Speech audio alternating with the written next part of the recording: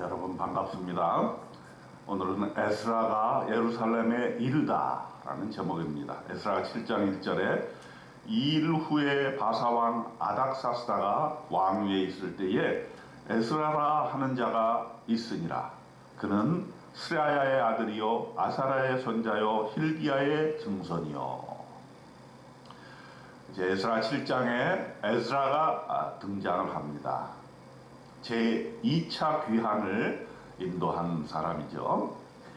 고레스 칙령이 BC 538년에 칙령이 나왔고요.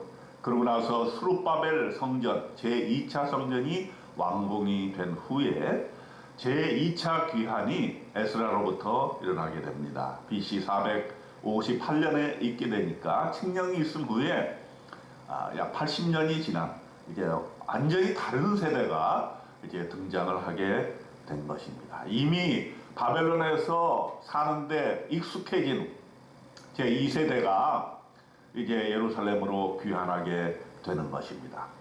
자, 에스라는 어떤 인물이었을까요?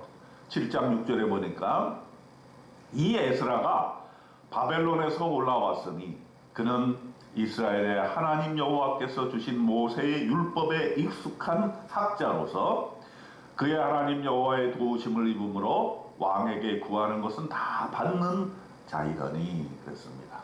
이 에스라는 율법학자였습니다.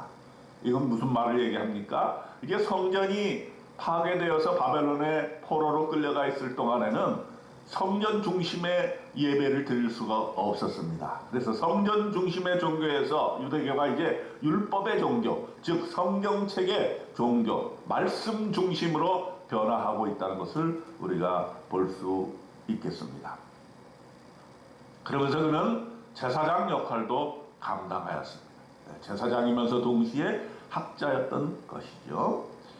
이 에스라가 바벨론에서 올라왔는데 아닥사스다 왕 제7년에 이스라엘 자손과 제사장들과 레위 사람들과 노래하는 자들과 문지기들과 느디님 사람들 중에 몇 사람이 예루살렘에 같이 올라왔던 것입니다.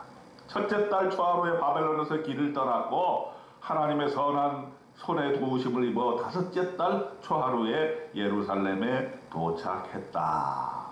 그리고 7장 10절에 중요한 말씀을 합니다. 에스라가 여호와의 율법을 연구하여 준행하며 율례와 규례를 이스라엘에게 가르치기로 결심하였더라.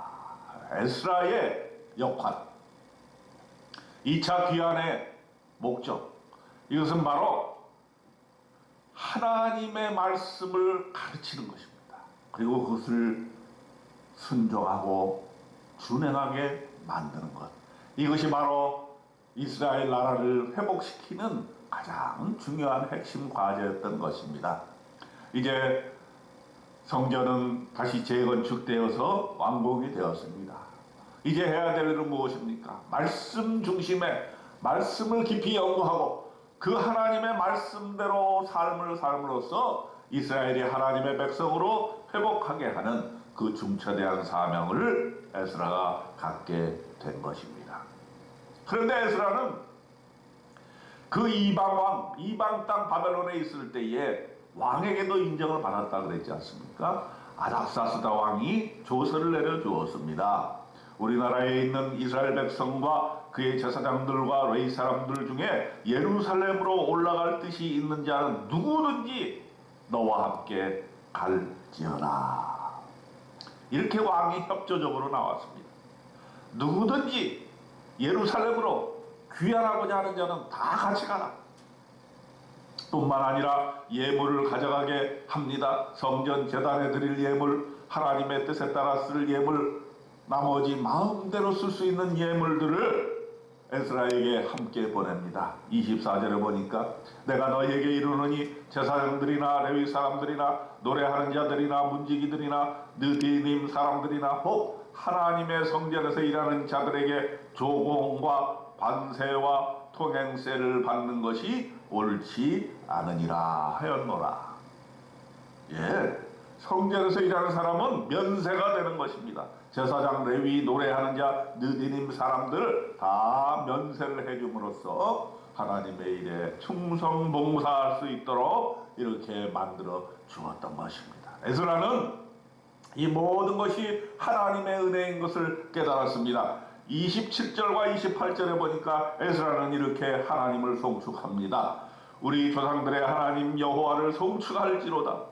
그가 왕의 마음에 예루살렘 여호와의 성전을 아름답게 할 뜻을 두시고 또 나로 왕과 그의 보좌관들 앞과 왕의 권세 있는 모든 방백들의 앞에서 은혜를 얻게 하셨도다. 내 하나님 여호와의 손이 내 위에 있으므로 내가 힘을 얻어 이스라엘 중에 우두머리들을 모아 나와 함께 올라오게 하였노라.